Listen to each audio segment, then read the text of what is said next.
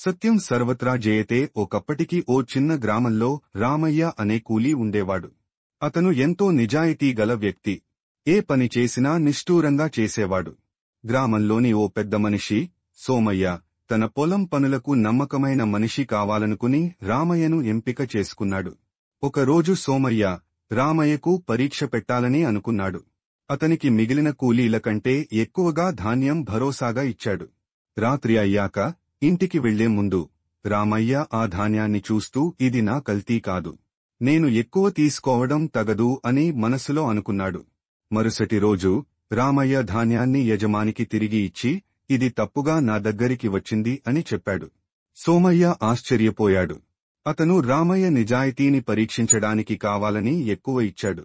నీ నిజాయితీ నన్ను మంత్రముగ్ధుణ్ణి చేసింది. ఇకపై నువ్వు నా ప్రధాన మేనేజర్ అని చెప్పి అతనికి పెద్ద పదవి ఇచ్చాడు. పాఠం: నిజాయితీ ఉన్న వ్యక్తి ఎప్పుడూ గెలుస్తాడు. బలమైన విలువలతో జీవించిన వారికే సమాజంలో గౌరవం లభిస్తుంది.